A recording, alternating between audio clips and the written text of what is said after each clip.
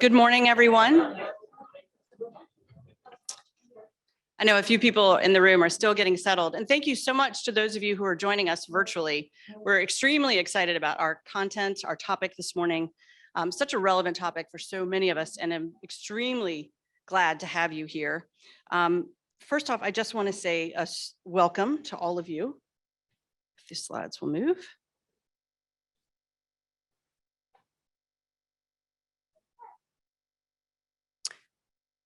Can you go forward a slide?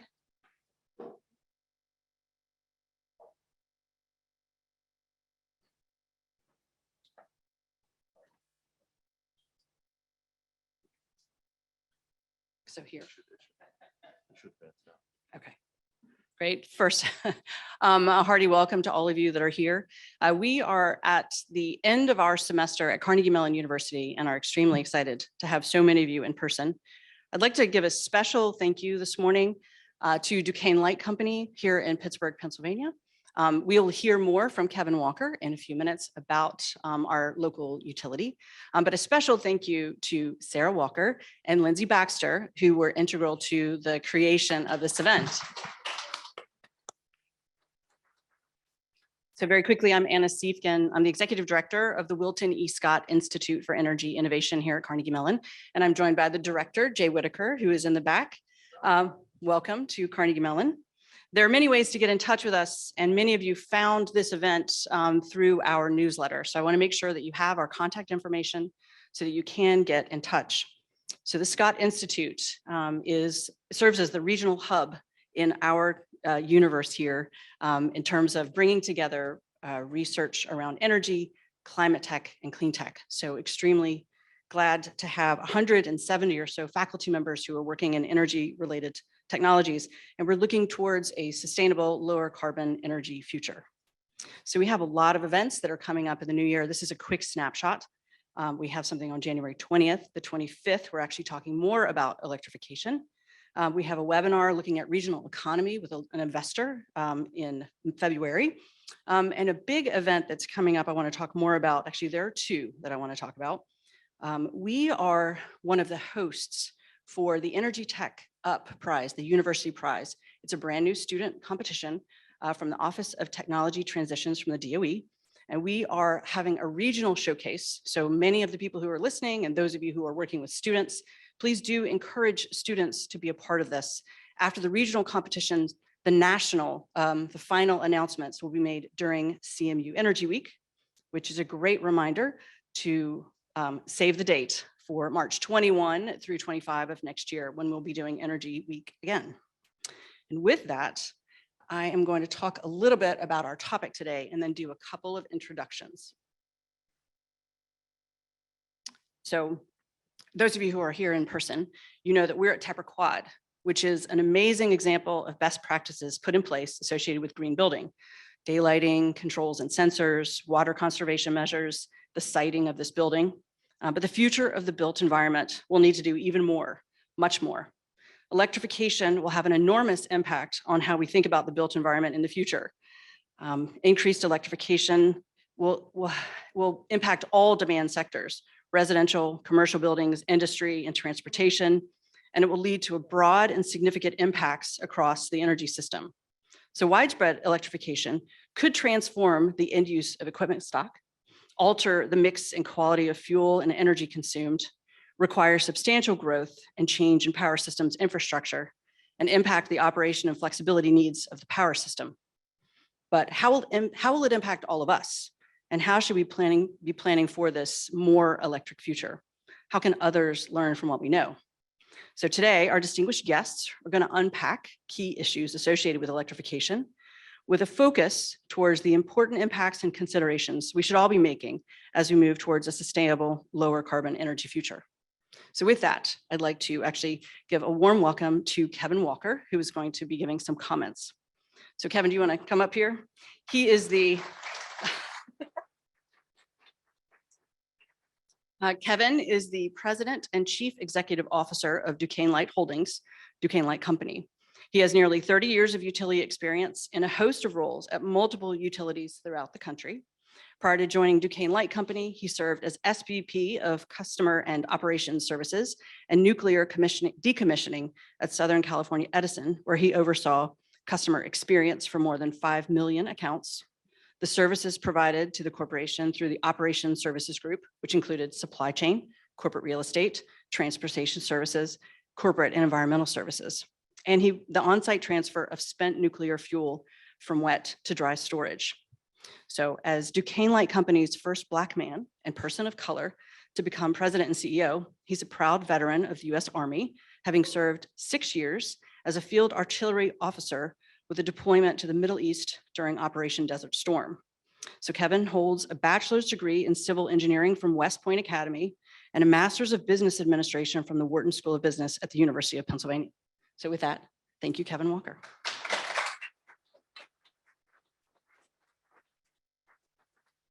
Thank you, Anna, and thanks everyone for being here. I am always very intimidated by the reading of my bio. I just did a lot of stuff. Let's just put it in that category. I did a lot of stuff in my life. Been in the industry for 30 years and have learned a lot in all of those machinations, iterations. 6 different utility companies. So think about Con Edison's of the world, American Electric Powers of the world. Lots of learnings going on in my career and still learning, and have a great team that's teaching me here at Duquesne Light.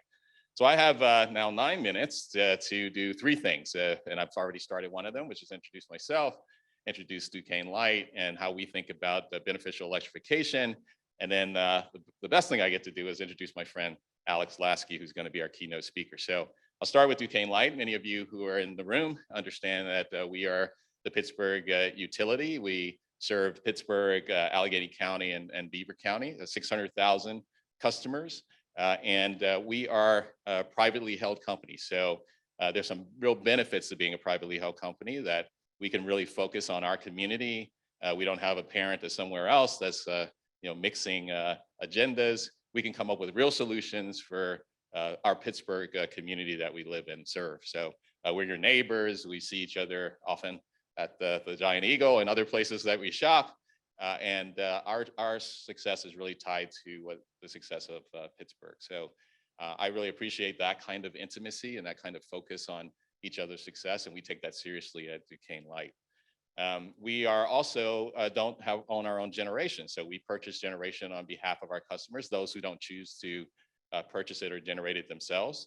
And our fuel mix is a way that we can impact from a beneficial electrification standpoint, as we offer greener and greener electrification to our customers through our pipe or through our wires that deliver energy to our customers. So we've seen an increasing greening of the grid, so to speak. The PJM footprint, which is the regional transmission authority that we operate under, since 2005 has gotten 39% cleaner and continues to get cleaner. There's new facilities that are being sited that we have to do interconnect studies for, that shows that the grid is going to get cleaner and cleaner. So when we think about how we move to beneficial electrification, and the 3 components that we focus on, it should be reduced energy usage, if possible, reduced carbon output, so GHG gases, the impact of that is really important, and it should be reduced costs. If you think about those 3 elements, you can get that through electrification. So it just makes sense for us to be partners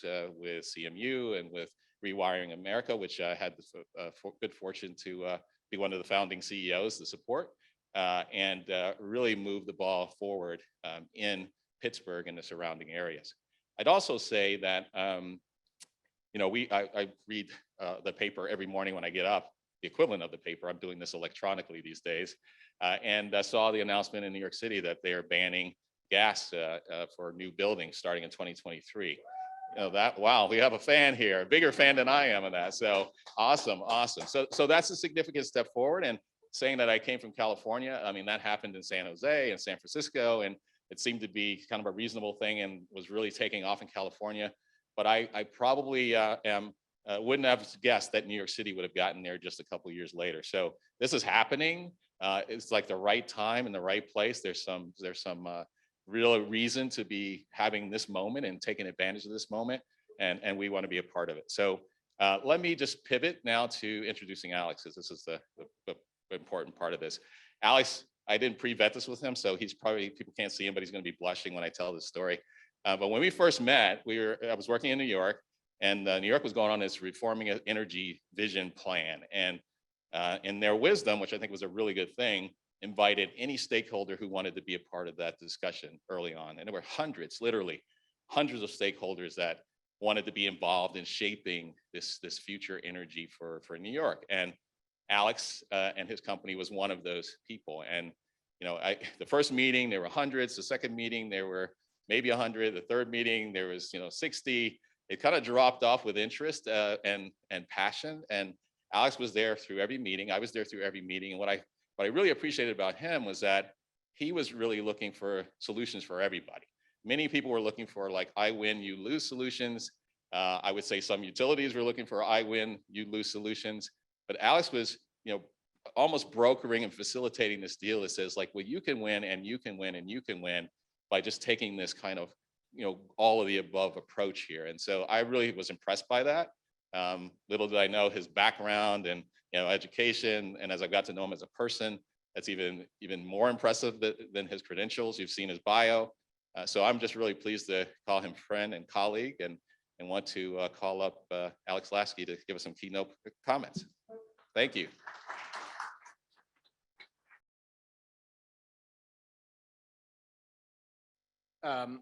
Thank you, Kevin. That was very sweet. It's really great to be here.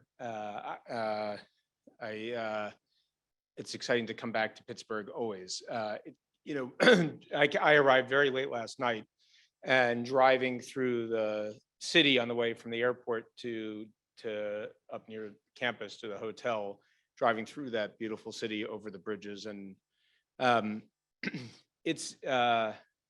there's a lot in this world that is discouraging, and in this country that's discouraging.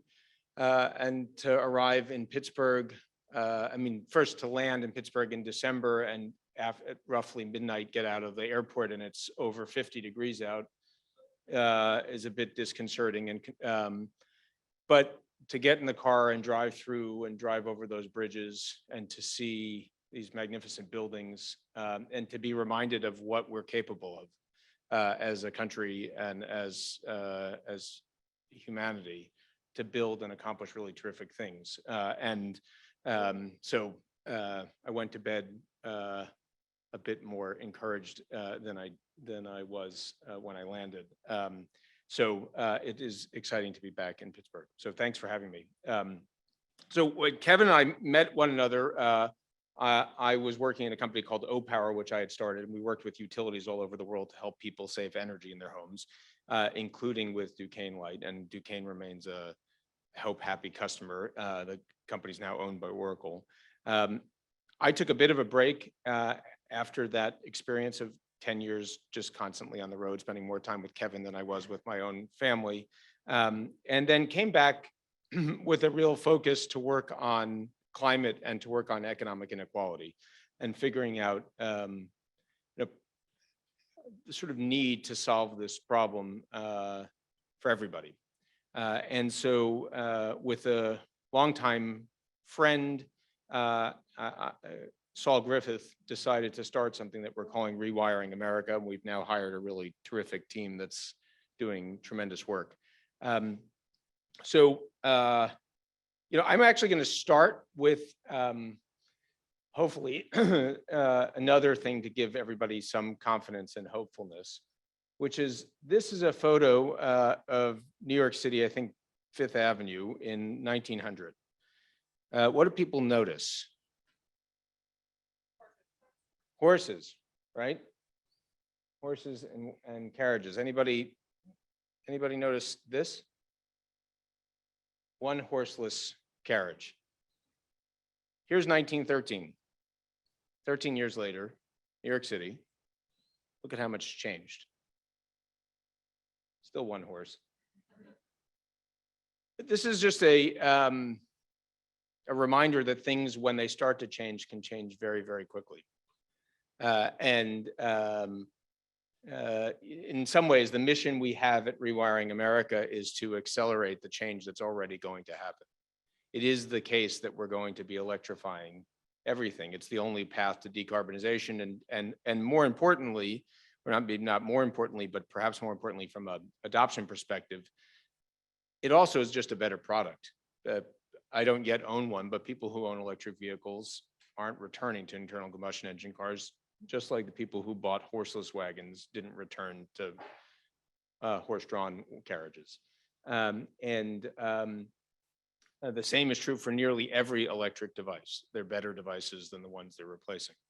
So while many climate groups are in the business of raising people's awareness of the climate problem, of the climate crisis, and raising level of concern, which is a critical part of the solution, our role at Rewiring America, at least the way as we see it, is to reduce the cost of the solution and make it easier. So, just to be clear, there's a lot that contributes to climate change, but I think it's important as we think about what are the things we can do to solve the problem, that we remember that our carbon crisis, our climate crisis, is primarily an energy crisis. Nearly 90% of the emissions in our economy are from energy. Historically, this is how we sort of map energy in this country, and it started with the creation of the EIA in the 70s. We looked at energy from and this was during the oil crisis. We looked at energy from its segments of electricity, residential, industrial, and commercial, and we had it was accepted energy and rejected energy or waste. This is how this looks in 2020. Some more specifics, but not much has changed. The oil crisis of the 70s led us to a policy around energy efficiency, because we had basically 15% undersupply of energy. And so we went appropriately towards reducing demand by CAFE standards for vehicles, appliance standards, building code. And this is the policy we came up with. I'm just trying to, is there a way to get that out of the way? Because I'm worried that might end up.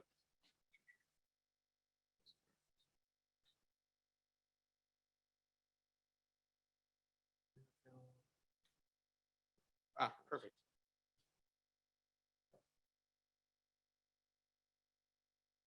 So these are the policies to solve the 20th century's energy crisis, and we did it. The challenge, though, now is that as we move from the emissions we have to the zero emissions that we need, we can't efficiency our way down to zero. Maybe on a warm December night in Pittsburgh, it feels possible that we can all live outside in the nude, but we're going to need to continue to consume things. And so if we consume things, you can't just efficiency your way to zero. You have to transform the economy and our energy.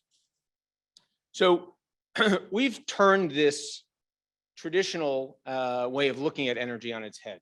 Rather than dividing the world into transportation, industrial, residential, electric, we've inverted the model and started to look at what does it look like when we think about the decision-making units. Where are these decisions being made about how energy is used? And when you think of it that way, well, then the cars in the garage for the average home are, yes, traditionally they're accounted for as transportation, but they're really being made by the people who live in that home. And the electricity that's serving that home, traditionally considered in the electricity sector, also can be considered in the residential sector. And even industry, for instance, is the gasoline that those cars are using, or rather the oil that's being used to refine oil into gasoline, was considered industry in the old way of looking at things. We're considering it as a part of the household. And when you do it this way, roughly 42% of our emissions emanate from decisions made around the kitchen table. What kind of cars we drive, how do we heat the space and water in our homes, how do we cook our food, how do we dry our clothes, where our electricity comes from. If you include small business and commercial, you end up with roughly 60% of all energy decisions, emissions decisions are made by households and small businesses. And sort of this lens that we've used to think about how to solve the problem. What's clear, Kevin talked about it, the PJM grid has decarbonized rapidly and will continue to decarbonize even faster. And the commitments being made by Kevin and his peers and colleagues across the utility industry to decarbonize the grid are super encouraging and exciting. And we will continue, all of us, to nudge them and push them to move even faster. But we're never going to get to zero emissions unless we also decarbonize and electrify the demand side, the machines that consume energy. It doesn't matter if we have a zero emissions grid if we're still burning fossil fuels in our cars and in our homes. And we know this is possible by looking at the details. I'm not going to bore you with all the details here, but this was work that was funded by DOE in 2018 that was done by Saul, my co-founder, to break down what does a path to decarbonization look like and what are all the end uses down to 0.2% of energy in the economy. And when you look at these details this way, even for non-engineers, it allows you to think about the machines themselves. These don't have to, this is not, yes, climate change and emissions are an abstract problem, but we can make them more concrete. And a lot of what remains in my talk will be talking about the concrete machines that are contributing to climate change and the concrete machines that are necessary to solve it. Traditionally, energy policy has sat on the left side of this slide in supply. Small number of machines, power plants, et cetera, of very large, very expensive machines that last over 50 years. There are roughly 1 million of these in the economy today. The demand side is where we're focused as an organization. It's where we think that the country needs to be focused from a policy perspective, is large number of small machines that last 25 years. It's 1 billion machines.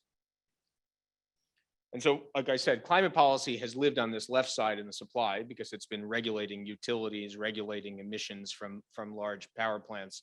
But Americans, voters, moms and dads, live on the right side in the decisions about how they consume energy in their lives. So what do those machines actually look like? When you do the counting, there are 98 million fossil burning space heaters in our homes, majority gas or plurality gas, a large number in this region of home heating oil, propane, old electric resistance heating. There are 117 million water heaters. It's 121 million homes, roughly speaking, of all kinds, including single family detached homes and multifamily and trailers, et cetera. There are 220 million household vehicles, 95 million stoves, ranges, ovens, grills, and cooktops. All of these burn fossil fuels directly. 19 million dryers. There are 19 million gas dryers. There are more people who dry their clothes with electricity. Which means if we're going to replace these devices with electric devices, it means a whole lot of new household infrastructure to enable this. It means, from our calculation, roughly 50 million rooftop solar installations. And we'll get back to this, but this shouldn't concern Kevin, aside from an operational concern, because energy supply, as we move to an electrified future, we're going to roughly double or triple the amount of electricity consumed in the economy. And that's just in the sort of domestic sector. If we do that, and even if we maximize putting rooftop solar on every roof that will plausibly accept it in the US, rooftop solar will only account for 1/4 to 1/3 of all energy use, which electricity use, which means that utilities will still have to grow. But it's 30 million household batteries, 100 million breaker boxes, because most of our breaker boxes need to be upgraded in order to handle a lot more load into the house, and vehicle chargers. So that's another 405 million machines. There was 500 million of the cars and furnaces and stoves, et cetera, another 405 million enabling machines. Give or take, it's roughly 1 billion machines in the economy that need to be replaced and installed. And we need to do this very, very quickly on the pace that we saw horse-drawn wagons turn into horseless wagons. we need to be ideally electrifying 500,000 homes, cleanly electrified every month for the next 25 years. Now, Kevin pointed to the really exciting news coming out of New York City, and as a native New Yorker, I feel proud and excited. But that is for new construction. The reality is, and you take a drive around the neighborhoods here, it's easy to understand this, where you're looking at homes that were built for steel magnets and their workers, that a majority of the homes that will be here in 2040 and 2050 are already here. So this can't be a problem just about solving new build. We need to solve retrofit. One of the super exciting things that comes out of this is that it's going to create a ton of jobs. By our estimation, over 10 million jobs. And those jobs are necessarily local jobs. There isn't going to be somebody coming from New York City or San Francisco, and certainly not from China, to install a heat pump in your home in Pittsburgh. It has to come from somebody who lives in Allegheny County, who's got a truck, who's going to come and install it. So there's a ton of jobs. These jobs are, everything from graduates of CMU's business school who will be doing the financing of this transition, to engineers who will be inventing new technologies, to skilled and unskilled blue-collar labor that actually has to do the work. The other good news that comes out of this is that this will come as a cost savings to people, because we are, you guys may already be feeling it. You certainly have seen it in the news, but we know fossil fuel prices are very are volatile, and this winter they're going to be particularly high, and people are already suffering, and their bills are going to go up on heating their homes and driving their vehicles. I have a slide in a moment that has a bunch of detail that's illegible at this distance, but the U.S. average this winter, the prediction is that if you have natural gas, your heating costs are going to go up by $160. If you heat your home with fuel oil, as many homes here in central Pennsylvania do, your heating costs are going to go up by $500 this winter. And keep in mind that pre-pandemic, 40% of Americans had less than $1,000 in savings. So all of a sudden, an increase in fuel prices for your home or for your car. I was landed here last night and saw that the gasoline prices are roughly $3.50 a gallon. I was in California earlier this week, where gasoline prices are over $5 a gallon. The cost to people to fuel their cars and their trucks makes a meaningful difference. When you move to electric, not only do you reduce the total energy needs, but those energy costs are much less volatile. So this winter, as an example, if you had a heat pump to heat your home across the U.S., your heating costs will go up, but $20 as compared to the $500 for fuel oil, the $600 for propane, the $160 for gas. And by our analysis, and you can dig into all of the detailed data county by county, 104 million households would save on their monthly bills if you could replace their existing heating technology with a new heat pump. And it's disproportionate. Low and moderate income households have the most to save, and these are people who are spending, on average, 8% of our households' budgets go to energy, whether it's the gasoline in our cars or the fuel in our homes and the electricity in our homes. For low and moderate income households, it's over 15%.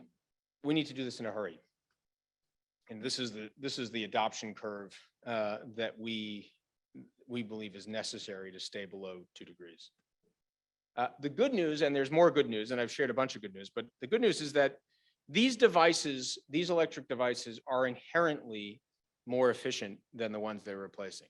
So even though, I started off by saying we can't have the headline focus can't any longer be about energy efficiency. The good news is that electrification is inherently very efficient. Majority of the energy embedded in that gasoline that's in my car and in yours is not used to propel your car forward, but is wasted as heat. EVs are technically 1/3, 2/3 more efficient in transforming energy into movement as internal combustion engine cars. Same thing for water heaters and space heating. And also the grid. It turns out the grid is far more efficient and we have far less waste and loss when we are making electricity with wind and solar and hydro as opposed to fossil fuels.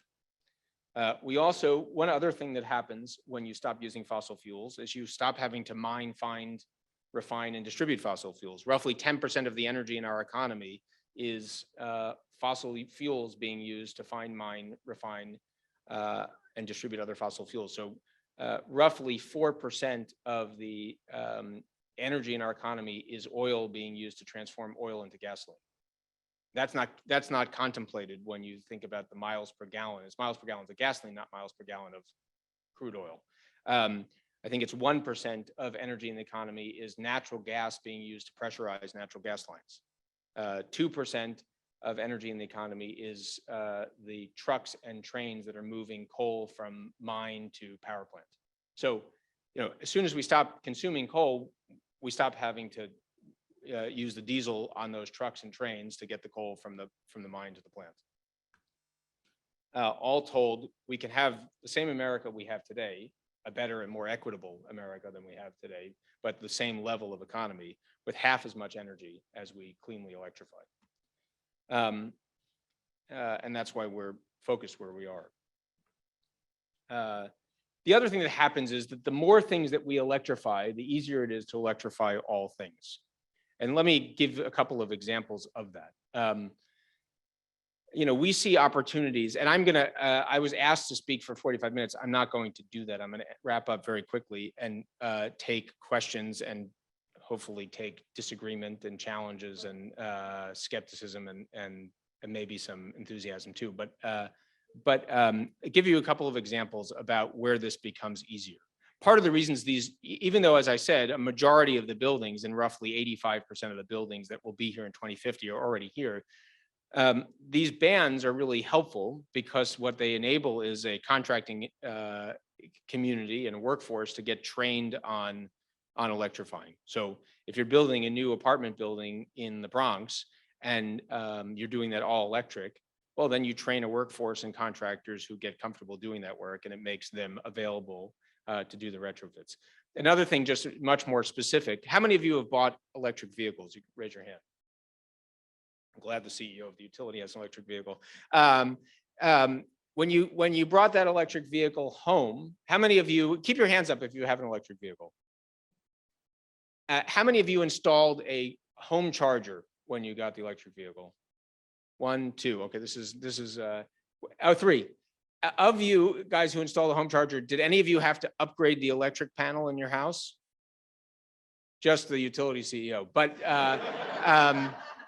it is from by our calculation, roughly 40 to 50% of homes when you buy an EV will have to, if they install a charger, will have to upgrade and have another. You need a 240 line brought out to the garage or to the driveway to charge.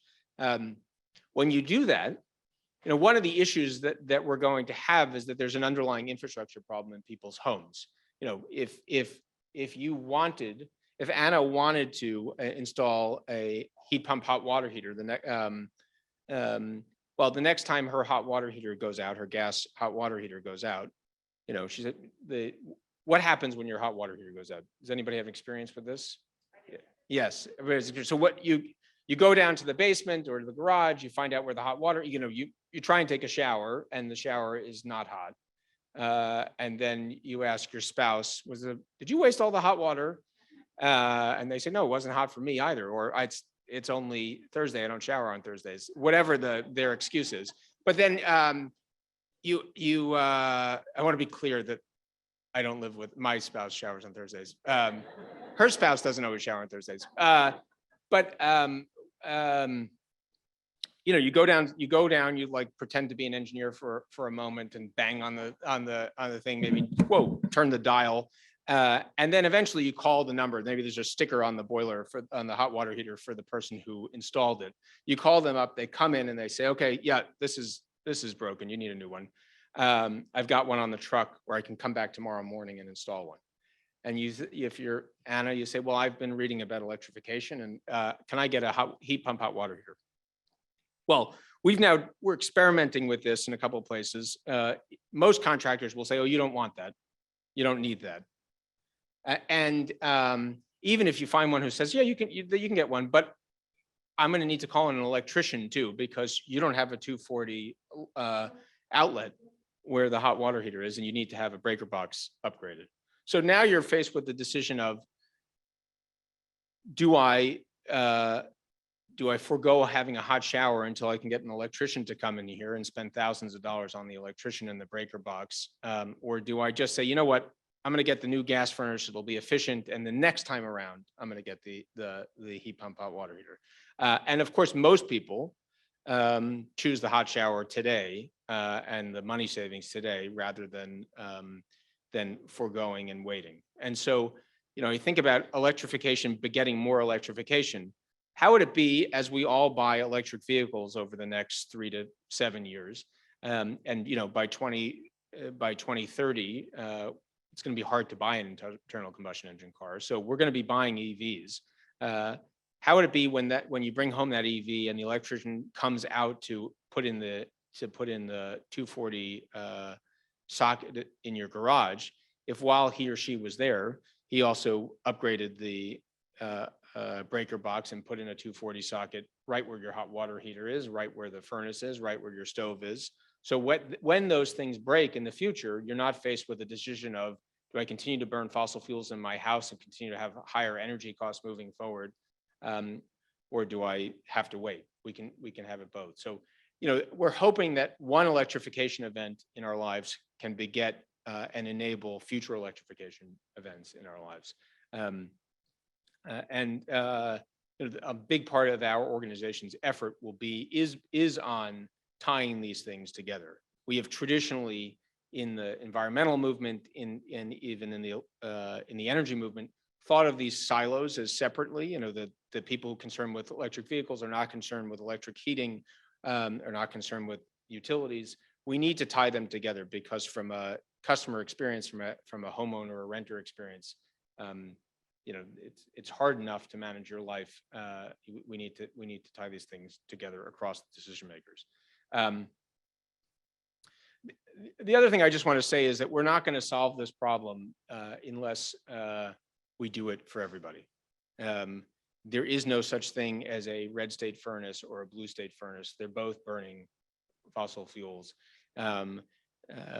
Wealthy people and poor people need to take hot showers and need to warm their homes and warm their food. We need a solution. We need to create the economics on the ground so that it works for everybody. The good news is, if we can lower those upfront costs and reduce the upfront friction, as I showed you earlier on the slide, the long-term economics of operating these machines are much more predictable and affordable. So I'm gonna pause here, but I have one more Pittsburgh-specific thing to share. And why don't I try and take some questions? This is Rizwan Syed from Allegheny Health Network. From where? Rizwan from Allegheny Health Network. Okay. The question is, you talked about the supply and demand, focusing on demand because it's the number to target is much significantly bigger than the supply. But if you look at the current infrastructure on the supply side, the inefficiencies that exist now, if you burn 100 units of gasoline or whatever fuel, you only get 30% down to our doors. And how is that counted with the increase in using green energy from wind, solar, and all of that? How does that bake into the calculations that you have in the savings? Yeah, so all those inefficiencies are embedded in our calculations. The good news is that because the grid is becoming more efficient and greener rapidly, that first of all, today, if you install a heat pump and replace, a efficient heat pump emits fewer greenhouse gases than the most efficient natural gas furnace everywhere in the country. No matter what the utility is, no matter what the utility mix is, there are fewer greenhouse gas emissions associated with a heat pump than with a gas furnace. And because these devices, in the case of a heat pump and a furnace, last for 18 to 20 years, and in some cases much longer, but their sort of average life is 18 to 20 years. As the grid becomes greener over these next couple of decades, and the utilities have made commitments to largely decarbonize over that time frame, these are appreciating climate assets. And so they'll get more and more efficient. There was a study done that showed that electric vehicles, because there's a lot more, they're much more energy intensive to make, that it takes 7 years before the the emissions from the EV is less than the emissions from the gasoline vehicle. But cars last more than 15 years, and the grid is becoming greener. And so in both instances, we should see an acceleration of that crossover point. I don't know if that, I hope that answers your question. Thank you. It does. It just are those utilities modernizing at the pace that we are moving? That's the question, because and then how does that cost bakes into who pays for that at the end of the day? Yeah, no, that's a good question. I mean, and we'll have a panel and Kevin can answer some of that too. I think, the utilities need to be, I've spent 10 years working with utilities, and they want to do the right thing. They need partners to do the right thing. They need, I started a company that was an innovative company, software company working with utilities. Utilities are not going to do this on their own. They're going to need support from technology companies, from implementers, from engineers, and they're going to need pressure from regulators and legislators. And so, this is we can't wait until they get it perfect in order for us to get started on our journey. This has to be we need to be pushing hard on both sides at the same time. Hi, I'm Henry McKay with Solar United Neighbors. About vehicle electrification, there's a lot of people who, many of them, maybe most of them low income, who don't have somewhere to put a charger. So how do we solve that problem?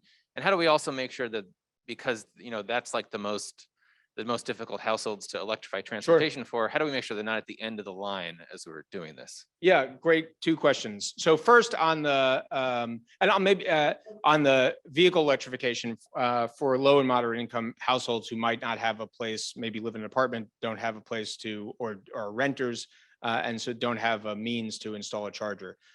First of all, for them and for others, right now, most people who own EVs treat them like we treat these, which is that at night we plug it in and let it sit. The reality is, even in Pittsburgh, the sun doesn't shine at night, and so we're going to need to change people's behavior, or not change, because most people aren't doing anything yet. We need to shape people's behavior so that vehicles are charged during the day when the sun is brightest, and therefore when electricity is going to be most plentiful and lowest cost. And so we need to build a charging infrastructure into the other parts of our communities where people are during the day. We got approached by a enterprising high school kid who wrote and said he wants to electrify his school and put solar on his school. There are 100,000 schools in the US.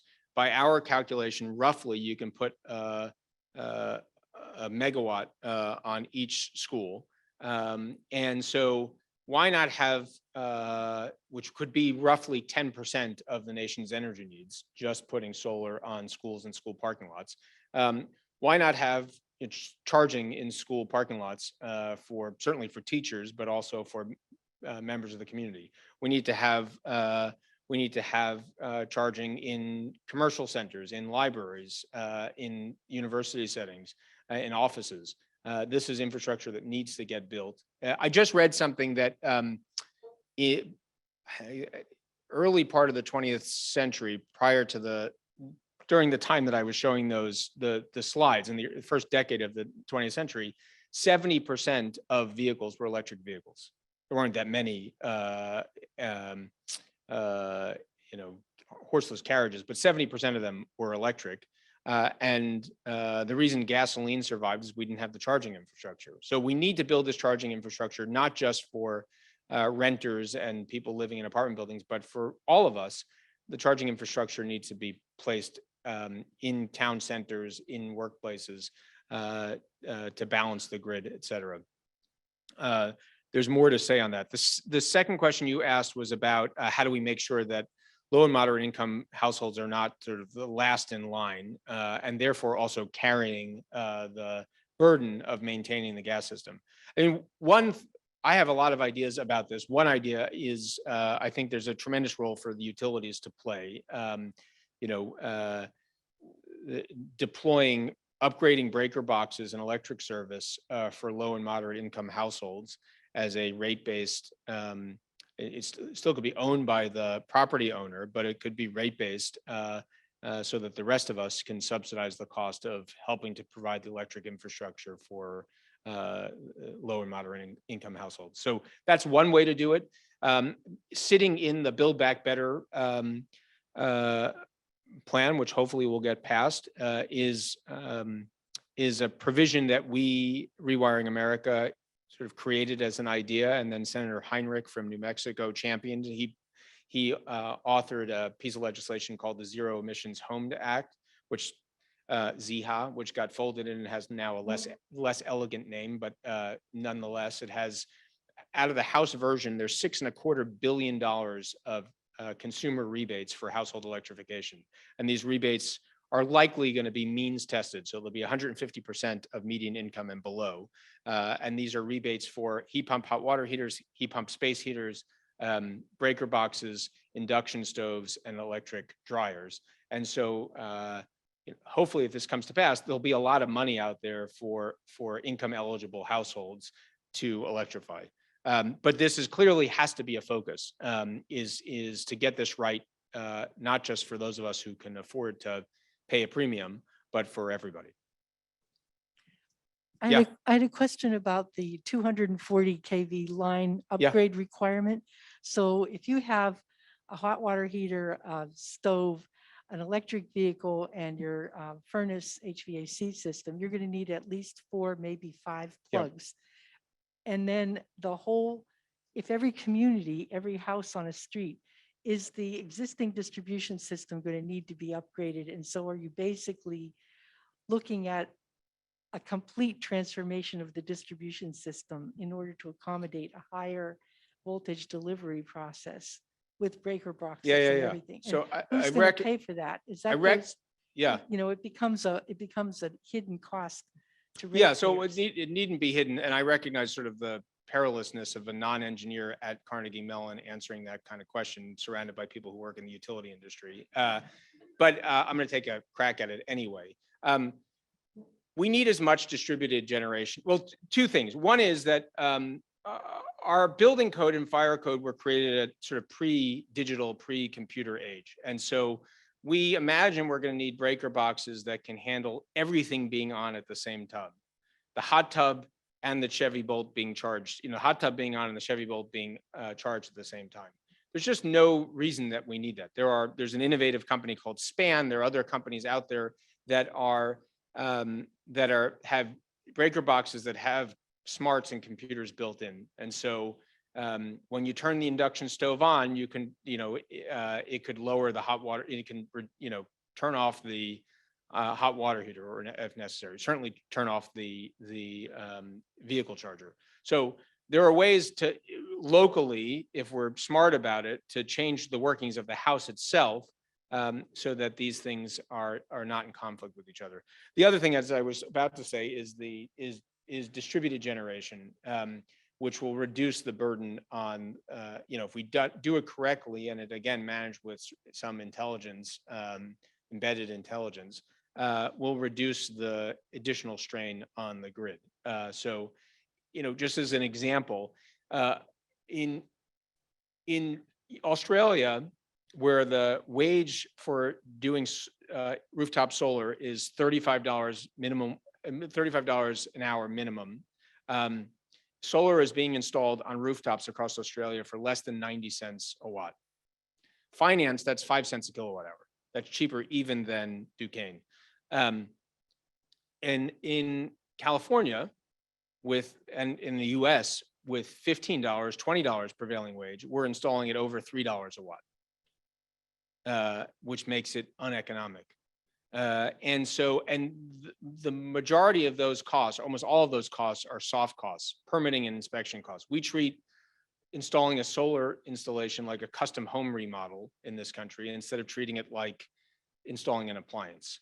So as we reduce, if we can tackle, and those things have to be solved locally. They have to be solved in Allegheny County, they have to be solved in the city of Pittsburgh. And as we do that, we can bring down the cost of solar such that it makes things far more affordable for people in their homes, and also makes it, if coordinated with the utility, far easier to manage the upgrade of the distribution grid. Now, I don't want to suggest there is no need to modernize and increase investment into the distribution grid. There absolutely is. But it's offset some by both a reduced cost if we can produce energy locally, and also by the smarts in the home that will make sure that we're not getting maximum load at any one time. One other thing on soft costs, and it's relevant to this, but just is sort of like fascinating to think about. A friend and colleague picked me up this morning in his F-150 and drove me here. The electric F-150 is going to have 100 kilowatt hours of battery in it, and is going to cost roughly $50,000. That's $500 a kilowatt hour. In order to install a Tesla Powerwall or any other battery in your home, you're paying $1,200 a kilowatt hour. And of course, the truck comes with a truck. And those differences, the difference, so you get a free truck that contains your batteries, and the batteries cost half as much as they would if you install them. And so that a lot of that is fire code, building code, even though incidentally, the Tesla Powerwall is being installed inside your garage, which is right next to where you're parking the Ford F-150. So, I think there's, on the one hand, of course, this is like laughable and silly, but it points to huge opportunities to improve things and to reduce costs for people. And I think a big part of what's going to be exciting to people about this pickup truck is that it's faster than the one it's replacing, with more towing power. And in the event the power goes out to your home, or in the event power prices spike because it's a peak event, you can power your home for 3 days off your truck. And so this is, the role of the utility, as Kevin said. Duquesne doesn't own any generation. They're in the business of procuring power for their customers. They'll be procuring power both from large renewable generators and also from fleets of F-150s. And so this is like, there's an exciting world that we're all moving into. So I'll try, maybe I can take 2 questions at once, and then I can be faster at answering them. Thank you. So kind of just go back to the individuals having car chargers at home. First of all, electrify everything. I'm totally on board. But what I am concerned about is all this emphasis on individual automobiles. Yeah. So I'd love to hear you just speak a little bit more on what technology and utilities are doing to partner with public transit. Because a lot of these studies are showing that we need ridership to double or quadruple in most metro areas to actually achieve anything. So love to hear a little more about that. Of course. Oh, and I'm Lydia. Hi, Lydia. Morin, Executive Director of Connect.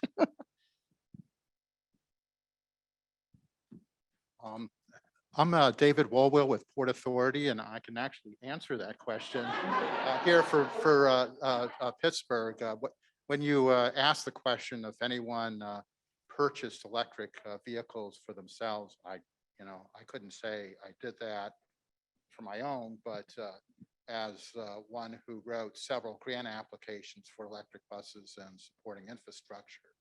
I did that for Port Authority of Allegheny County, which is the awesome transit system serving Pittsburgh and the Connect suburbs and rest of Allegheny County.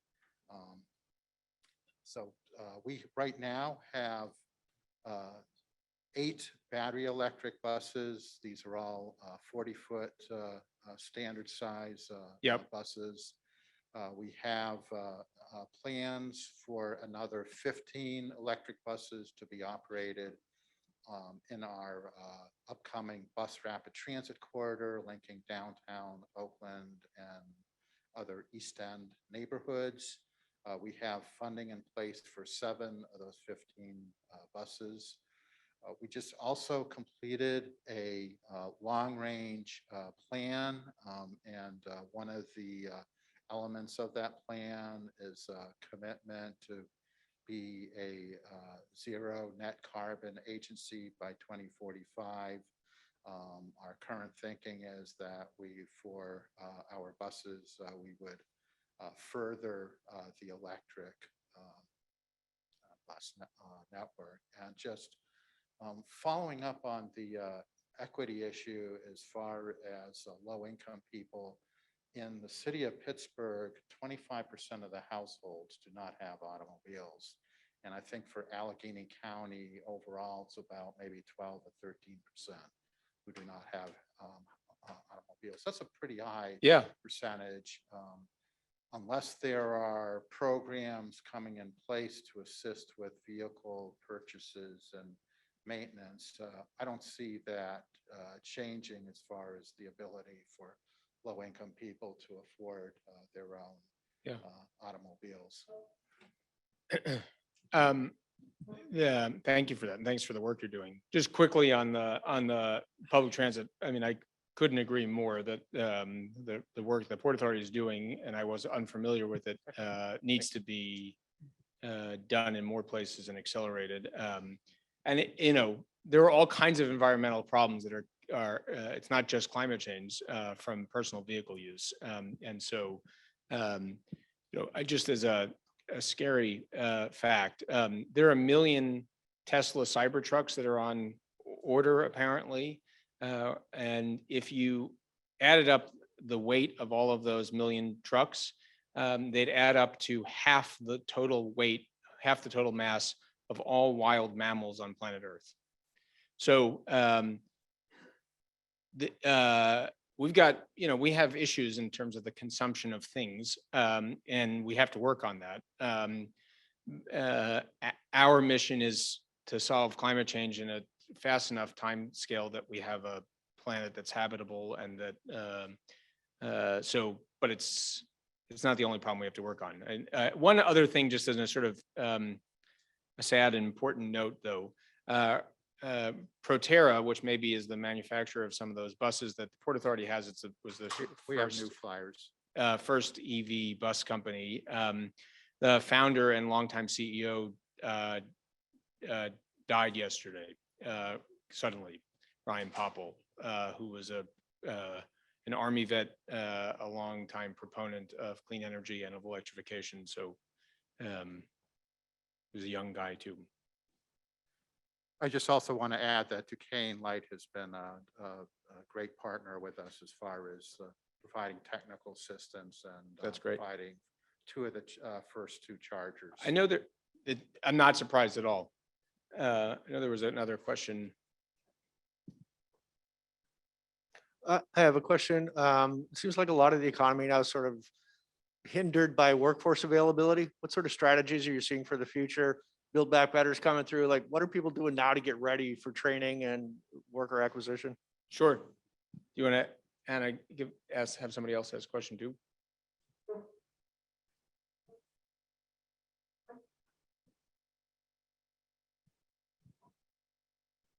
I just want to know what size breaker box everyone needs. Everybody needs their, everybody's different. This is the home of Fred Rogers. Like we did, everybody's special. So the part of what makes the challenge so difficult is that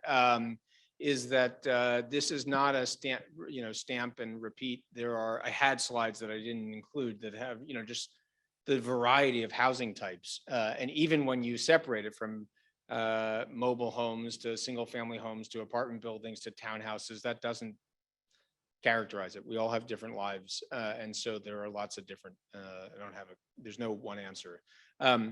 As to the question of workforce training, I'm no more an economist than I am an engineer, but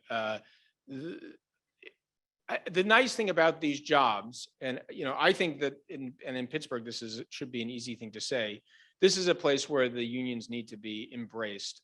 We need 1 million more electricians and roughly 1 million more HVAC technicians in this country. And there isn't an organization or types of organizations that are better at recruiting, training those people than our unions and our community colleges. And so the other thing I would say is, like, people are leaving their jobs and there's tightening in the workforce, but a lot of it's because people had lousy jobs with lousy pay and lousy benefits. And we have to ensure that if we're gonna, that these jobs of the future of installing heat pumps, of installing solar panels, of upgrading people's breaker boxes of all special sizes, that they have to be and they can be solid middle class jobs. And so I think if we do that and we invest in training, we can build a workforce. But it's not going to be an easy task to do it. One more question. Sorry for creating problems. Kind of a comment, but from the local grid planner Hi. to answer. You did a very good job explaining, the grid has transformed over the last 100 years, and we once had no air conditioning. So the grid grew with that. And then also we now have the power of data and the analytics to better understand how the grid's used today. So we can understand and really manage and have that visibility to really coordinate with the demand side to ensure that the peak doesn't get reached. So we've been planning for the peak, the one moment in the summer, for 100 years. So now we're adapting and changing with the new technology to be able to manage that peak in a better way. So our grid has the capacity, we just now have to optimize it. So That's awesome. So I think we're going to give Alex the opportunity to get a sip of water while I introduce the other panelists. And I'm going to not put you on the spot to stand up while I introduce you. Of course. Thank you very much. Thank you so much, Alex.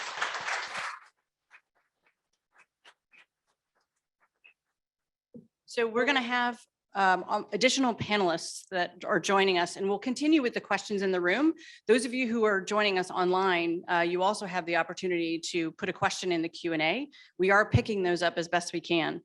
So additional panelists that are going to be joining us now. So obviously, Alex was here. He's the founder and executive chair for Rewiring America.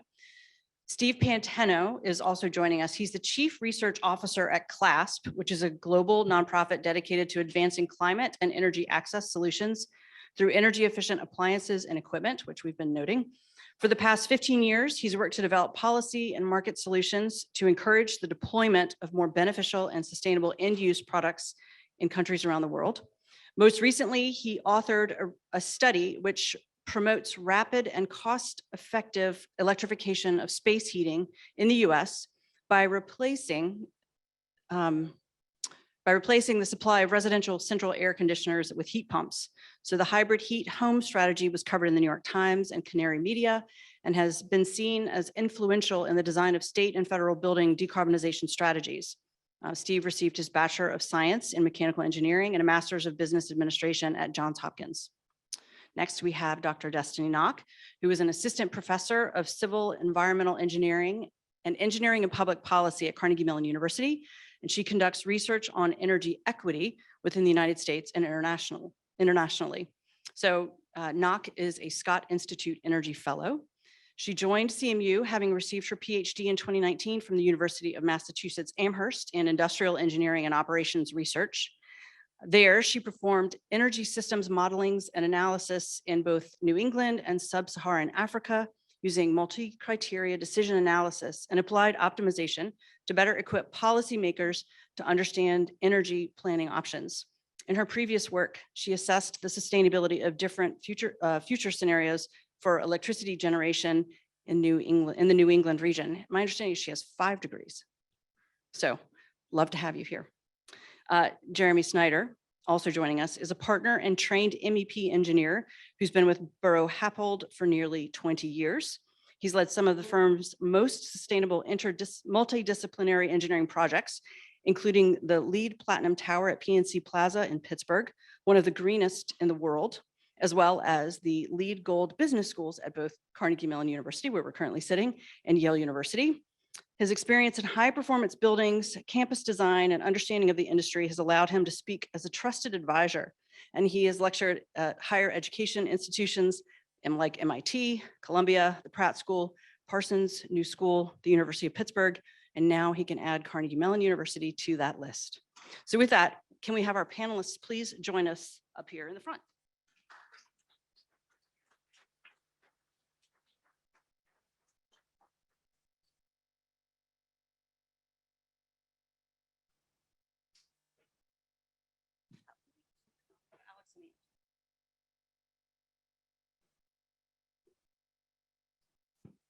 So I'm going to start with some pretty general questions, but I want to make sure, and I see that I'm getting some from the audience, so thank you. So here's a question that's come in, and you'll see that it's very low tech. They're actually airdropping them to me from the back. So if you have a question, please do send it. So you say that climate policy should focus on the demand side devices. So what programs do you think the government should fund, or policies do you think government should enact to further electrification? And I'm going to send that to any of you. And please, the first thing, just to tell us your name again, just so we have everyone as who they are, and maybe an important part about your current work. If I didn't say it in your bio, who'd like to take that one? Federal policy? I'm happy to go first. Was it just federal policy or all policy? It could be all policy. So we need to make, the good news is the electric devices, clean electric devices are cheaper to own and operate, but they're more expensive and more difficult to install. So the government needs to step in and help reduce the cost of purchase, both through direct subsidy like rebates and tax credits, but also through finding ways to create low-cost financing, because this is essentially a financing problem.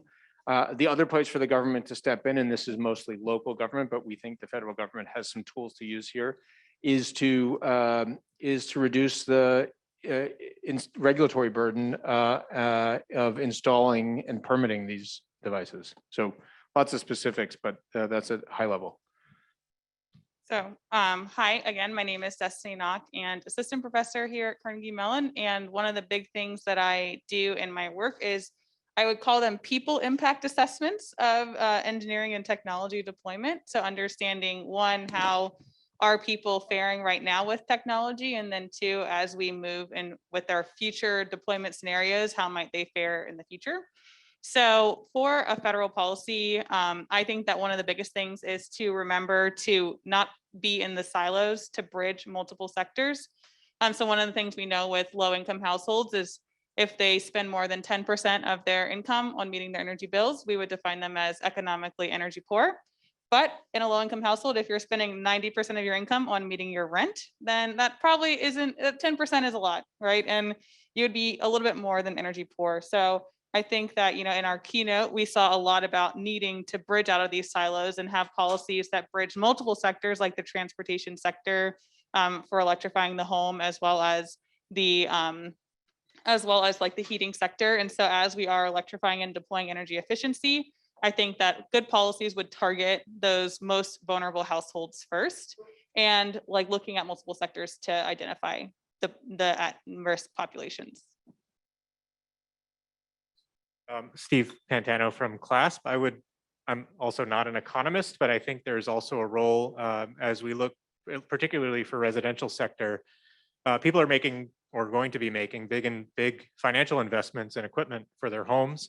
And there's a major issue out there that no one can really recover these investments because it's hard to value the efficiency of an HVAC system or the presence of a good quality electrical panel when you try to sell your home in a few years, right? So there's, I think, a lot to be done in terms of making energy information available in the housing market for resale through green mortgages and things like that, which can start to give homeowners a way to recoup some of the costs they make and encourage them to make these investments. Because much like your new patio, you'll know your new HVAC system will sort of pay you back in some, in the immediate future, and then down the road when you look to sell. So another question has come in. What financing mechanisms or other strategies do you envision will make these types of retrofits available to low income households? So again, we're not necessarily economists here, but do we have specific financing mechanisms that we've seen successful maybe in other markets? So I guess kind of building on what Alex had said about putting it into the utility bills, I think that that's one possibility, but I do think that there is this underlying kind of resource-based inequality where a lot of low-income households are the renter population. And so the big question there is, how do you incentivize landlords to switch the infrastructure of their households and adopt these new technologies? And so I think that one, if the landlord's not paying for the electricity bill, it is really hard to get them to switch, right? And so I do think that there are going to be kind of like mandates needed for the housing stock to switch over, whether that be, you know, we're not going, once a appliance breaks, we're not going to allow you to, you know, you have to buy this newer appliance. And this is not unique to the electricity sector, right? It's also, we're seeing it in the gas sector as you are decarbonizing the gas lines, you know, who's left on there last. And so I think that here we need policies that are not just designed for homeowners, but also for those renter populations. And so I don't know the exact financing mechanism. I will say I'm an engineer, not an economist, but I do think that that's one area. Yeah. So I think that's absolutely right. There are other ways to incentivize landlords too. As Steve alluded to, we have to make sure that the heating system and HVAC system and electric service into the home is considered in the valuation of the property. So changing the way Freddie and Fannie do their home assessments and home appraisals is really critical because landlords are, at least as a group, rational economic actors. And, you know, if they can see a way to increase the value of their property and to borrow against that at what is still historically low interest rates, and if we can then attach, you know, a new HVAC system and electric service, it increases the value of their property. There are ways to do this. The other way there are lots of low and moderate income households who own their homes, and a lot of those mortgages are provided directly by the government from the VA and U.S. Department of Agriculture. So new mortgage products that incentivize electrification is great because, as I showed,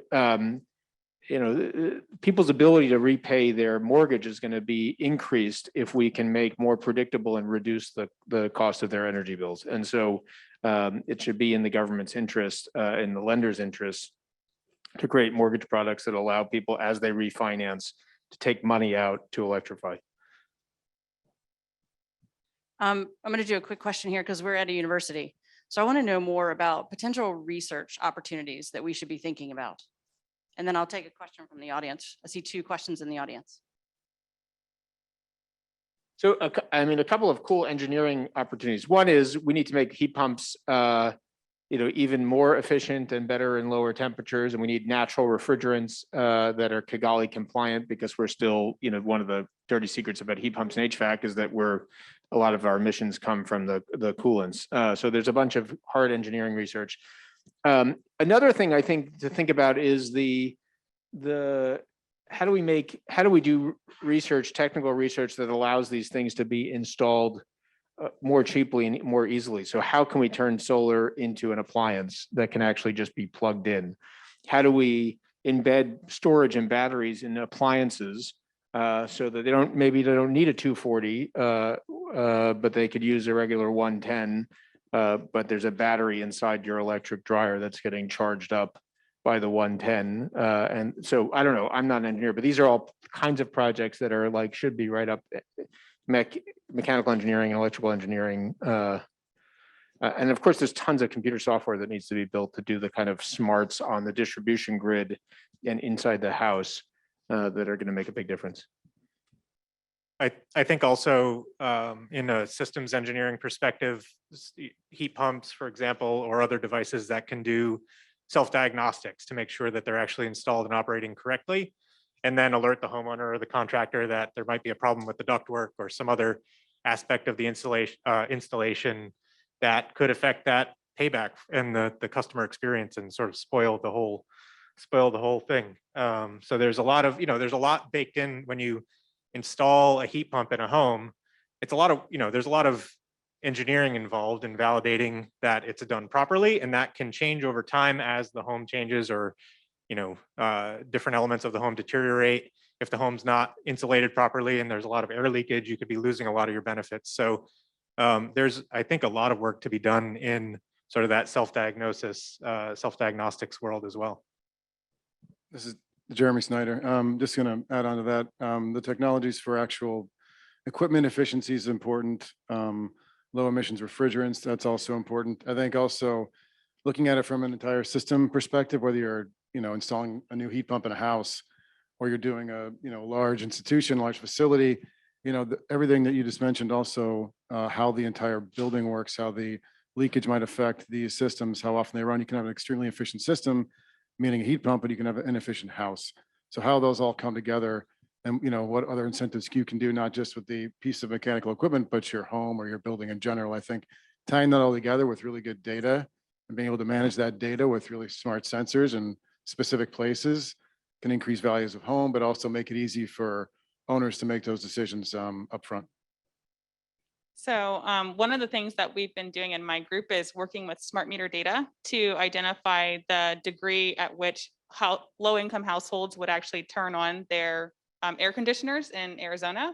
And one of the things that we've seen is that they actually wait 4 to 9 degrees longer than high-income households to turn on their air conditioning units. So this is already a huge energy efficiency gap. And I think that there is an opportunity with smart meter data and, just the data revolution that's going on right now to preemptively identify, one, how much are these households limiting their energy consumption? And then 2, can we actually predict based on, their energy use changes, one, how much more efficient would their house be? How much could they lower their bills? But 2, maybe we can also start to see when their appliance may be starting to break, try to do that proactively of going out saying, hey, your appliance, we have, these diagnostics. We notice that, it may be on the verge of collapsing and you might want to get that panel a little bit sooner, right? Or here's like the number to call. We can have somebody scheduled to come out and check it. And then we can actually do that a little bit more proactively. Now, from like the, we're going into this, 100% renewable energy future. I think that there is also this opportunity to think about how we can take some of that excess wind and solar generation and actually use these low-income households as batteries to store some of that wind and solar that may have been curtailed. Because if they're not adopting all these appliances right away, there is this opportunity of saying, hey, we see that you are not at your desired indoor temperature, right? Maybe you are 4 degrees where you would like to be. And we actually can sell you this extra electricity that we would have thrown away anyway at a discounted rate. Would you be willing to absorb it at certain times of the day, set them up as a demand response? Not, and typically we think of demand response as we're going to go to these high income households that are super comfortable. We're going to make you a little bit more uncomfortable when we have a lot of stress on the grid. But now we actually can go to these low income households and think about demand response in the reverse of saying, you're very uncomfortable. Let's make you a little bit more comfortable. And it's going to increase the economic efficiency of the entire grid and also help fuel this transition. But we need a lot more research in how much they can absorb, right? What are those like inverters going to look like? What is that? What are those breaker boxes going to look like? And things like that. Hi, I'm Seth Davis with the Port Authority. I'll be the new manager of corridor planning coming up. But one thing I think that could be a blind spot in this conversation is land use. It's not sexy, and Alex kind of alluded to it. Focusing singularly on just electric vehicles or personal vehicles isn't going to solve the rapidness of which we need to move. The cost of a personal vehicle from the AAA is $10,000 a year, and that's the average cost. And additionally, just where we live is the important factor. Where we, from Connect's standpoint in the area, we have fragmentation in Allegheny County, 130 municipalities in Allegheny County. Trying to funnel 130 municipalities to adopt the appropriate land use ideas and thoughts is really important from that standpoint. We fight walkability. We essentially make walkability illegal in a lot of communities by focusing singularly on single family homes. So really the important aspect of that, and with the rise in electric vehicles, and Alex talked about this, the size of a Cybertruck and how heavy it will be, we've had a 50% rise in pedestrian fatalities in the last decade. That's followed the rise in SUV and truck sales as well. So from my standpoint as the Port Authority, we want people to ride our transit, but we also need the land use to funnel those people to transit as well. And it's kind of a multi-layered effect, but it drives directly to the electrification standpoint. Not really a question, but just want to make sure we're all looking at that side of things as well, the land use perspective. Any comments on that land use? I was just going to add, I mean, I agree with that. It, you know, whether you're in a neighborhood, single family, or you're in a, you know, a more urban, densely populated area, I think those kind of mobility studies are really important, not only for optimizing, you know, new bus lanes, new transit lines, but pedestrian safety that goes along with that. And all of that can be part of a very detailed study that can not only maximize rider usage, but also maximize, you know, or minimize issues, you know, figure out where groceries need to go, daycares need to go, all important in like the planning aspect, whether it's a city or a community. And I do think that there is this trend to not necessarily, like a lot of students that I talk to don't feel the need to own their own car because you have things like Zipcar and autonomous vehicles and ride sharing platforms. And so I do think that, and building on a comment I heard earlier about where are we going to charge all these EVs, right? We have this opportunity to rethink our infrastructure. So I was talking with this company called Volt Post the other day that wants to change the light poles into electric vehicle charging infrastructure. And so I think with public transit, right, there's a lot of this need to look at, you know, not just the last mile of your public transit, but how it's tying to everything. And, you know, grateful for what Port Authority does in Pittsburgh, but, you know, we also are seeing with the like scooters that that's not actually taking cars off the road a lot of times. It's actually just switching those transit riders on a nice day, right? And so then I think it's really about, you know, how do we change people's behavior? And, you know, how do we incentivize, you know, these car owners to jump into the public transit world? There's a question. Okay, yes. Allison Robinson with PMC. Some people in here are familiar with a question that I'm about to ask. I'm going to say that climate change is actually happening now because you're having a 60-degree day in December here in Pittsburgh. You're having wintertime tornadoes, okay? I'm going to go back to earlier this year when you had the freeze-thaw wipeout of the south of the tornadoes across the south. What we saw was electricity being taken down completely. And regardless of the type of grid, they're talking weeks to months of getting back up. How is your electrification preparing for emergency preparedness, which to me should be right now? And this is your selling point right now, because as you pointed out, when the ideal situation for making a decision for a big investment is right now, then how do you jump in and sell that selling point? Because a lot of those communities have to rebuild. This would be the ideal time to do electrification. But right now, their immediate thing is how fast can I get up within days, not weeks, not months, and having people tell me, we'll get you back online in about 7 to 10 days. They got to eat.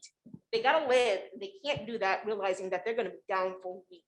Because that not only affects their ability to live, but it affects their psychology. And going forward, they will never trust. Okay. So how do we deal with the emergencies?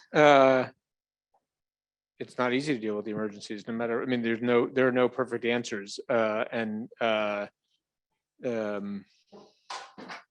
the reality is that creating resilient electric grids and microgrids and local generation and local storage will help people weather storms better.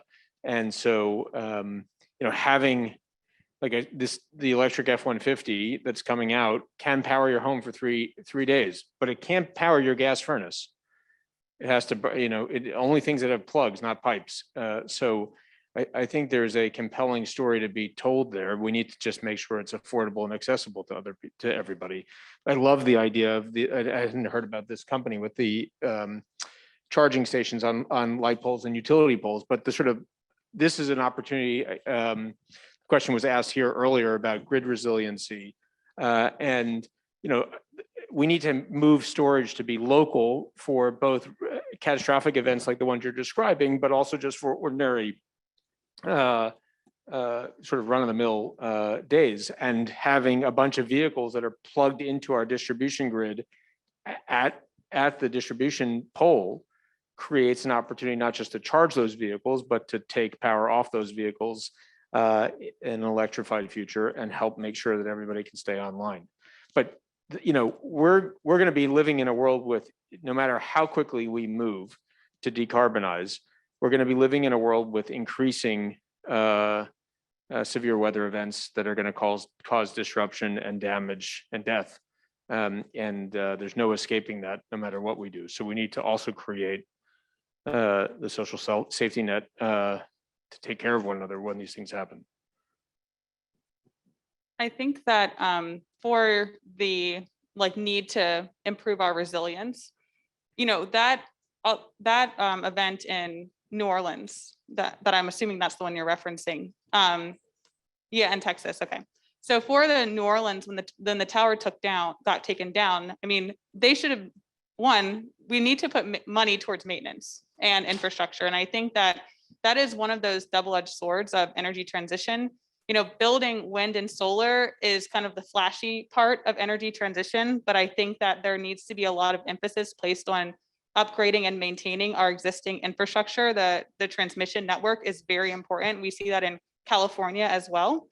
But then the other side of it is, you know, when we have hurricanes, we do see gas shortages, right? We see people can't evacuate, and that's not, you know, unique to electricity. But I think what makes electricity unique is that we don't have those sources that we can just take and drop in to people's homes to just plug in their homes, right? Like that's one of the benefits of electric vehicles. But right now with disasters, if we needed more gas in an area, we would just drive out a gas truck, right? And you just can't do that with electricity, right? And also you would drive out diesel generators, right? And so right now, all of our disaster solutions that can easily plug into people's homes and appliances are fossil fuel based. And so I think that that's a huge need. We need more plug and play, like, you know, renewable energy appliances. You know, one of my crazy ideas, which I think would be super cool, is if we had like a train of batteries, right? We just trained it in, we just plugged in the city, and we trained it out when we were done, right? But it's like, you know, those are kind of things where we need a lot more research of how do you plug in a train to a substation, right? Don't know. I really don't know how to do that. So don't quote me on solving that one. Maybe Elizabeth knows. No, I'll tag that one to her, right? But you know, just other types of solutions that are renewable based, that, you know, are these plug and play solutions for these disaster events, because we know that they're not going to go away. So I've been chomping at the bit. All of these questions are awesome, and I think I have an opinion at least on every one of them, maybe two opinions. But this one on resiliency, I felt like I needed to comment on. You know, so utilities across the country, you know, we believe we have two jobs: blue sky day and then crisis day, and we've got to be prepared and show up for our customers in each of those days. And it's very different skill sets and planning horizons and investment strategies to really meet the need for those times. So these crises that have been recent, and you know, you can go back to Hurricane Sandy, you can go back to derecho, I mean, there's many of them in our lifetimes that we can point to where the resiliency of the system wasn't as good as we would have liked it to be in hindsight. In foresight, certainly from a technology standpoint, we can get there, and we actually have more capability to get there now than we ever have because of storage technology, because of you know, other you know, technology that have come and become, you know, commercially viable and easy to put onto the system. Elizabeth, you know, she's helping us make sure that all that stuff choreographs and works together. And when one thing's off, the other thing comes on. So we can do it.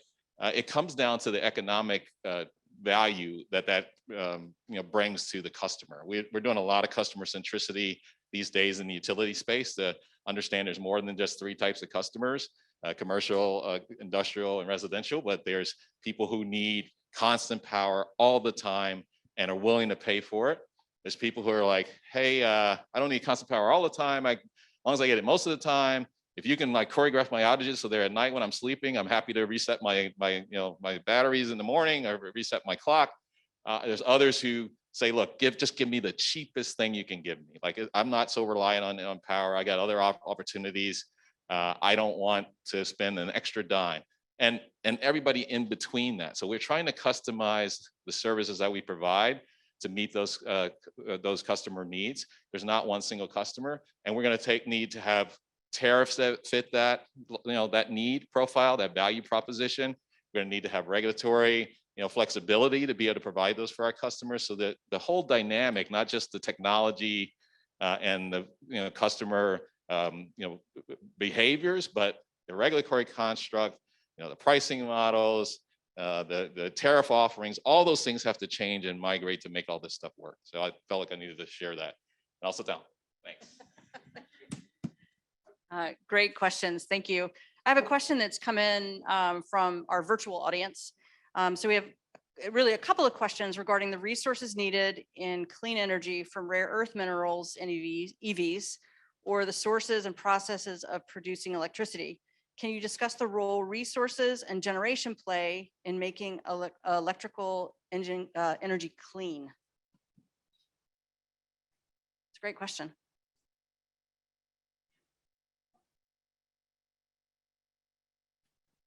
Does anybody want to tackle that one? I mean,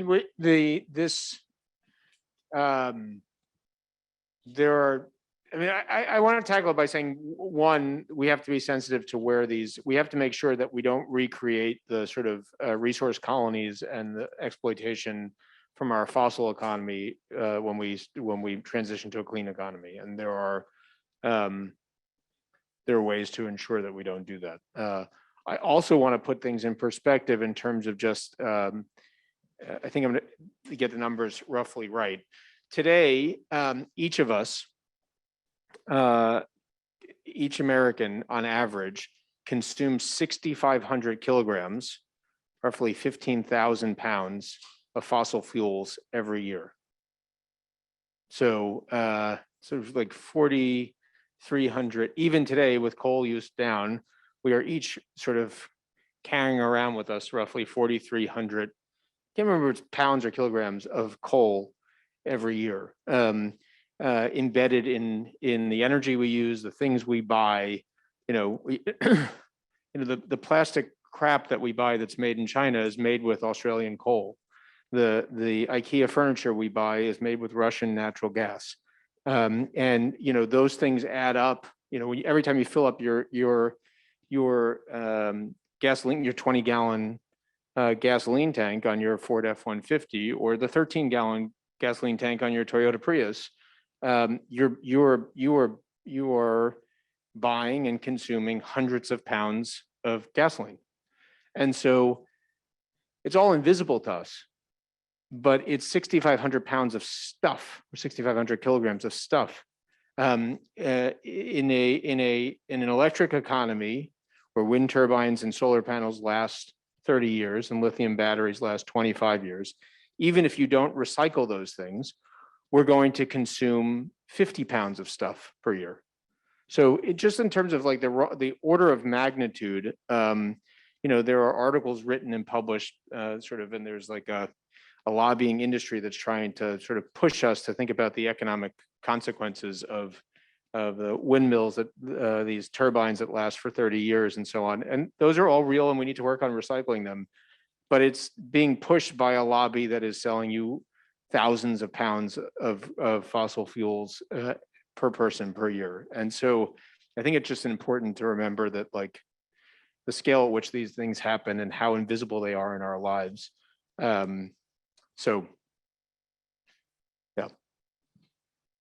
have a question from the audience, and it's, do you believe that cold climate heat pumps combined with utility rebates hold a good portion of the answer to lowering the demand, as well as providing a path to a lower cost option for consumers? It's pretty specific. I think in the long run, yes. I mean, I think there's rapid development in heat pump technology. Every year, the products get more and more efficient, more and more capable to operate at low temperatures. I think there's also a short-term aspect here, which is that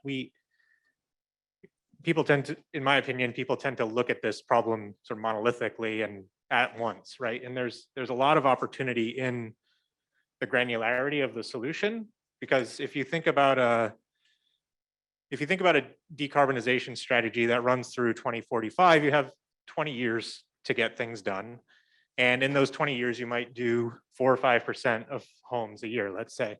So you can really start with the best opportunities, and you have time to let the technology develop and come down in cost and gain more market acceptance, so that you start off with the lowest hanging fruit. You start off with the electric resistance replacements. You start off with propane replacements, things where the consumer is going to get a ton of value economically, and it makes a lot of economic and engineering sense to put the solutions we have today in place. The paper we wrote at CLASP advocated for many homes actually leaving the existing fossil heating systems in place for a lot of homes, because even putting a heat pump in place of an AC, you get partially electrified, and you can introduce the technology and get people comfortable with it, so that the next time around, which is still within your 20-year decarbonization window to replace that heat pump again, you're much more familiar with the technology and ready to go to maybe a full electrification state. So there's this piece of the timeline here, which is actually something we can use to our advantage, which says, let's do the easy stuff first, the stuff where it makes the most economic sense. And let's also accelerate the technology development on products that'll be suitable for the hardest cases. And maybe those go at the end of the line, from the transition off of fossil fuel, so that, when you're in the furthest reaches of northern Alaska and you're trying to electrify the hardest house that you know about that there is to electrify, you have by then, 15, 20 years from now, maybe, a really great and cost-effective cold climate heat pump that actually makes sense for that application, and a solution that's really well tuned to that house. So, this isn't a monolithic problem, and we can work in the intervening years to get better technologies and better products that are more suitable, so that the cold climate heat pump of today is probably going to be the minimum standard heat pump of 10 or 15 years from now. And there'll be much better solutions out there that are better for those harder to electrify homes down the road. So incentives play a part kind of throughout the whole process. But we also need to think about this in terms of who's going to benefit the most, and start delivering solutions to those people first. If you have to make a significant progress in moving this challenge along in the next 3 to 5 years, what are the top 5 things we should do to really emphasize and move this along?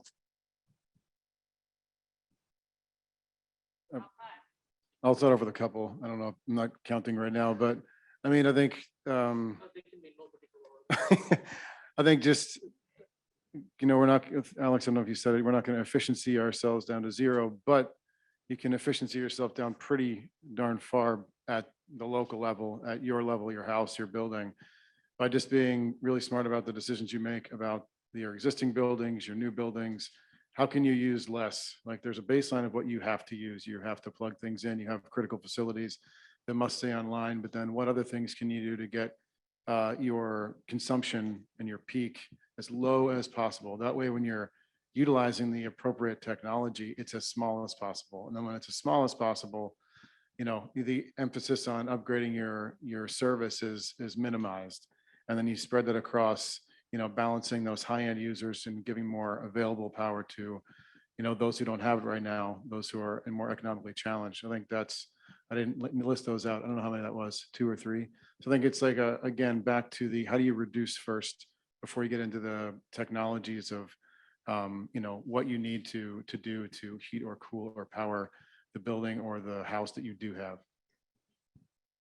I think that one of the first things that needs to be done is to identify who's going to have the hardest time to switch, because those are the people that you want to switch while there's a lot of people subsidizing their energy consumption, especially if we're thinking about switching them from like gas to electric or what have you.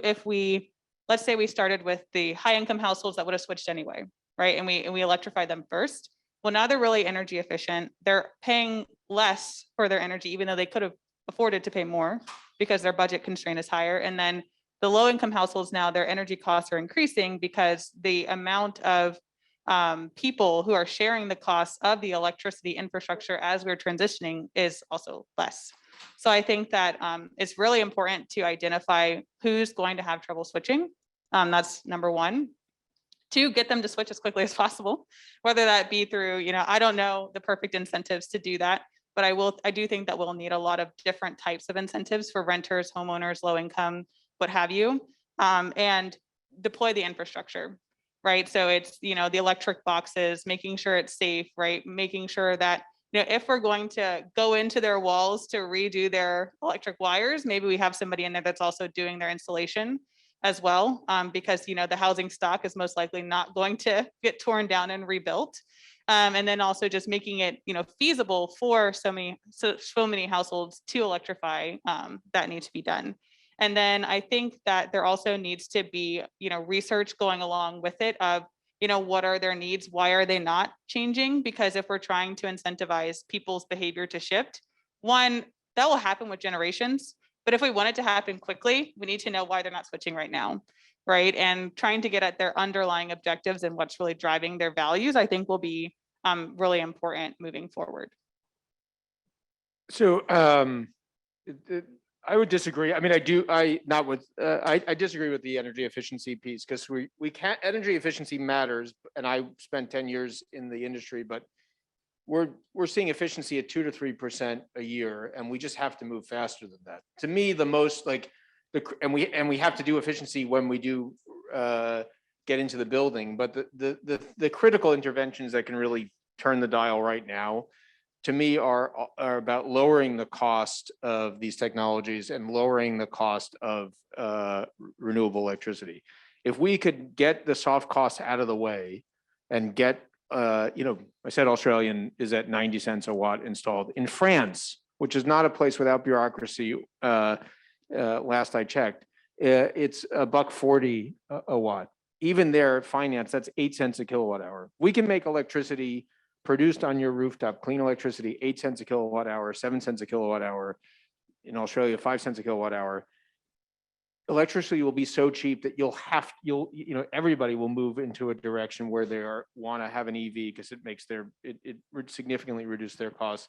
They'll want to have heat pumps because it'll significantly reduce their heating costs. And obviously we need to do it in an equitable way. We need to create the financing vehicles, the rebate and incentive vehicles. We need to have the utilities play a significant role. But I think that's, once people go solar, once people go get an EV, that event tends to produce follow-on events. And we just have to make sure. And, there are other events that are happening that produce follow-on events. Like there are a lot of people in New England and in the Pacific Northwest who are getting air conditioning for the first time. You got to make sure those air conditioners are heat pumps, even if they are, as Steve said, supplementing existing heating technology. Let's get them in, and then they're heating the homes, all but 5 or 10 days a winter when those fossil units are installed. So I think those are the critical interventions, and we don't have time to wait on any of this. And if I could, I'll just add, I think in general, it's about building the economic and sort of social community appeal of these devices as well. There's, and we can't forget the contractors and the distributors as well, right? These products need to be available in the markets that they're trying to serve. People need to be, the contractor community and others need to understand the value proposition, understand how to install them properly, and build them into their own experience so they can, evidence suggests that contractors can have higher margins on sales of heat pumps or high efficiency heat pumps in particular over lower efficiency bottom of the line systems. So there's benefit for the consumer, there's benefit for others in the supply chain. And I think there's just so much work to be done to sort of bring these electric technologies more into the mainstream where they're desired by everybody for good economic reasons, as well as status reasons and whatever other reasons that people, for example, now recognize Tesla as a very desirable and well-known brand name. We need the same for induction stoves and heat pumps and heat pump water heaters in a way. Maybe it won't ever be as glamorous as a truck driving down the street, but there's something about that I think we need to capture in the imagination of consumers as well, and make this, something that is valued by the average person and identified by the average person. And so I did just want to respond a little bit. So for the low income, decreasing the costs, I do think that we should acknowledge that even if it was free, there are still some people that won't adopt it. And we do need to identify them early on. And just as an example, right now, like food delivery is free, but a lot of low income communities don't use it because they use food stamps. You can't use them online, right? And so I think that it is really important to identify those underlying factors that will just prevent some people from adopting these technologies, even if they are free, even if they really want to, because that I think is going to be that last hurdle and that last mile of reaching full electrification. And the earlier that we do that, the more we can try to embed in our transition, accounting for those communities, they're going to have a really hard time. Yeah, I mean, I agree completely. It's not, lowering the cost is not just the economic cost, but lowering the friction to allow people to participate. I mean, and one of the ways to do it, and to have a utility CEO like Kevin here, is to do this and community by community. I mean, there is an opportunity for a place like Pittsburgh, because you have a CEO and a utility like the one you have. It's held by private shareholders who can be thought to sort of focus on the long term, because you have a mayor and a city that's committed to this. Why not demonstrate that this can be done in Pittsburgh? Why does it have to be New York City cutting off gas bans to new buildings? Why can't Pittsburgh show the rest of the world that this can be done across the city for everybody? Because I don't think this is not a consumer product, as Steve was saying. This is about, we got to move the workforce, the contractor network, the utilities all have to be in sync. And I think there's an opportunity to do some tremendous demonstrations in places like Pittsburgh. Heidi Kunch with the PADEP Energy Programs Office. We've talked a lot about households today, but I've heard that commercial kitchens are huge energy hogs. And so I'm curious whether you see a need for restaurant electrification, if that's a top priority, and how we go about doing that. I mean, I'll go first. So we have designed or not quite built yet a workforce training and building locally the community college. And one of the aspects of that is all electrified kitchen equipment, so that when you're training, and I think pretty much everybody here has mentioned it, when you're training people to work in these kitchens, they need to be able to work on the equipment that's going to be there in the future. And hopefully that's less gas-fired equipment. So and how they work efficiently, there's lots of systems we have now that obviously need to still be improved, that test heat and smoke, so that exhaust systems are tailored to exactly those heat and smoke issues, so that you're not exhausting 100% of the air all the time, that they are tempered down to what exactly that you need, so that smells don't propagate and other issues don't happen further on, so that they're really efficient. But I think a lot of it's going to be getting people wanting and willing to use this electrified equipment specifically for kitchens.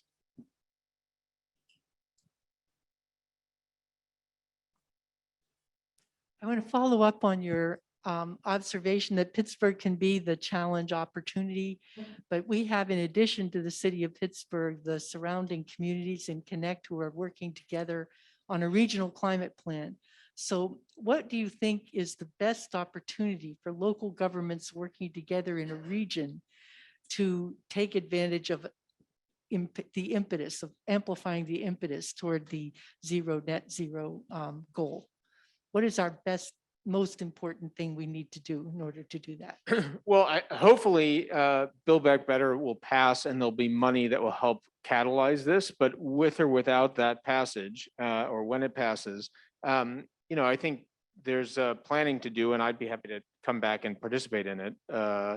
I think Kevin was very generous in his description of my participation in New York planning, but I'm happy to come back to Pittsburgh and work on this with you guys. We at Rewiring America are eager to do that in a handful of communities. I mean, I think Pittsburgh, just one other place for Pittsburgh and you have to bring all the leaders, the labor leaders, the educational leaders, the large employers, of course, the utility, mayor's office, the county executives, just one other place for Pittsburgh.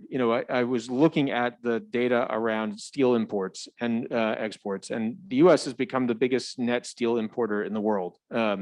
60 years ago, that would have been unimaginable in a city like this one.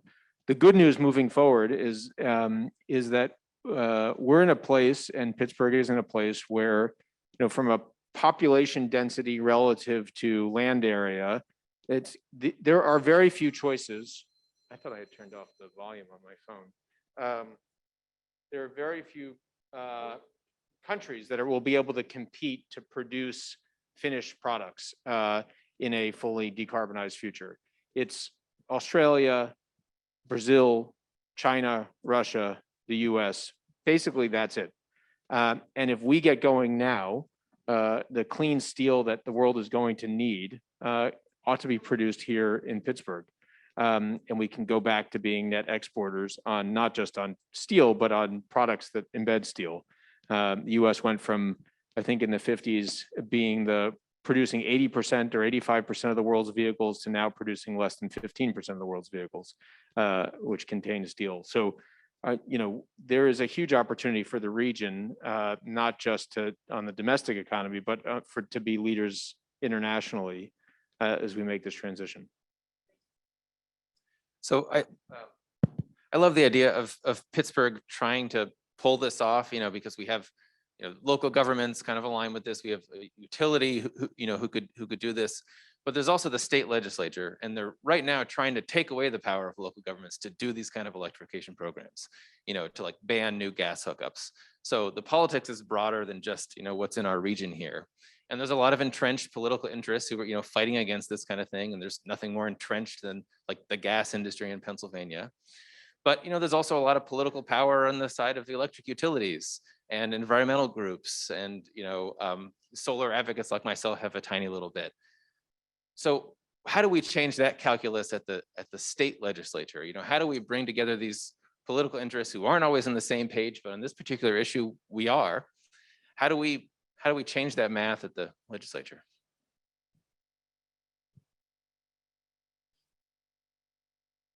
I mean, it's not easy. You guys have a big election coming up next November for governor and the state legislature, and you got to elect people who care about these issues. I do think, as I alluded to, there's an opportunity for an unusual alliance of unlikely bedfellows. It's not every day that the electric utilities and the environmental movement and labor unions can come together to advocate for policy. And so those groups have to be stitched together locally. I think there's some unorthodox things that you can do, but politics really do matter. So we're almost at the end of our time together. I want to give everyone an opportunity to give one final comment, a key takeaway, the most important thing that you think that we should be thinking about. So I'm putting you totally on the spot, but I want you to start, and then we'll go down to Alex. And then Kevin, if you'd like to say a few words as well, we have that opportunity. So. Sure. Again, this is Jeremy. It's a tough question. I would say we need to be mindful of the entire picture. With electrification comes a lot of challenges. Embodied carbon, like Alex was saying before, about the processes it takes, the materials it takes to build, manufacture these things, is really important, not to lose our focus on that piece of it. Getting things on brand is really important so that people are interested in buying these things. And then, look at the human impact overall, whether it's you as yourself, your family, your community, where you work, I think is the underlying importance. We're doing this for a very particular reason, and that is the reason, at least, why I'm doing these things and why I'm interested in it. So keeping that in mind.